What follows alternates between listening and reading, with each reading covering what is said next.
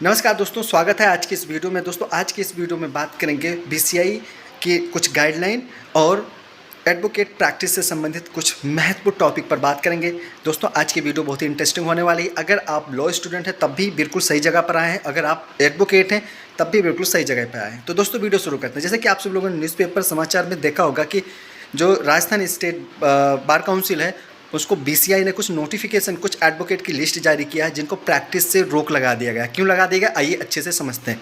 आप लोग को बताना चाहूँगा जो बीसीआई का नया रूल है उसके मुताबिक अगर 2010 के बाद में कोई भी लॉ ग्रेजुएट होता है और वो एज ए वकील अपने आप को स्टेट बार काउंसिल में इनरोल करता है और प्रैक्टिस करना शुरू करता है तो उसको 2 साल के अंदर अपना स्टेट बार काउंसिल में इनरोलमेंट करवाने के साथ साथ उसको 2 साल के अंदर एआईवी एग्ज़ाम पास करना होता है। अब चूँकि इसमें कम से कम 656 एडवोकेट थे जिन्होंने अपना एआईवी में का एग्ज़ाम नहीं दिया और एज ए वकील के तौर पे वो प्रैक्टिस कर रहे हैं। काफ़ी लंबे लंबे समय से ऐसे लोग भी हैं जो 15-15 साल हो गया प्रैक्टिस कर रहे हैं, लेकिन उन्होंने अपना एआईवी एग्ज़ाम पास नहीं किया। तो उनके लिए बड़ी दुखद की बात है। इसमें प्रैक्टिस भी प्रभावित होगी क्योंकि जो 15 साल प्रैक्टिस कर चुका है उसको अचानक रोक दिया जाए, उसका घर सब कुछ उसके ऊपर डिपेंड है, लेकिन लॉ को बाईपास नहीं कर सकते हैं। ये बिल्कुल सही बात है। चूँकि बीसीआई द्वारा साफ साफ कहा गया है कि भाई 2010 के बाद जो भी लॉ ग्रेजुएट होते हैं और अपने आप को एज ए वकील के तौर पर प्रैक्टिस, जो वकील होते हैं प्रैक्टिसिंग एडवोकेट होते हैं ऐसे के तौर पर अगर अपने आप को स्थापित करते हैं, प्रैक्टिस शुरू करते हैं तो उनको 2 साल के अंदर एआईवी एग्ज़ाम पास करना बहुत ज़रूरी होता है।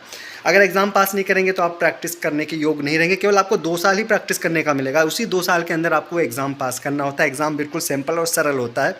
अगर आपने लॉ मेहनत करके पढ़ा है या प्रैक्टिस कर रहे हैं तो मेहनत करके प्रैक्टिस कर रहे हैं तो आप आराम से क्लियर कर ले जाएंगे, इतना टफ नहीं होता है।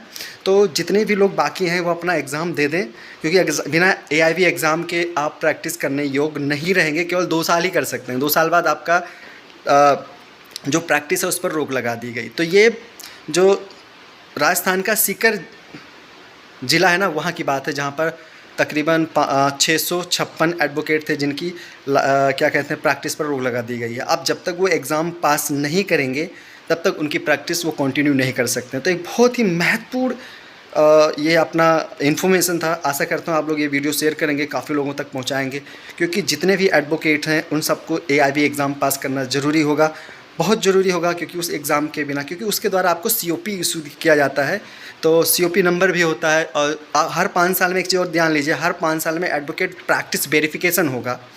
ये भी 2016 में अमेंडमेंट लाया गया था, नियम बनाया गया था कि हर साल में एडवोकेट का 5 साल पे प्रैक्टिस वेरिफिकेशन होगा।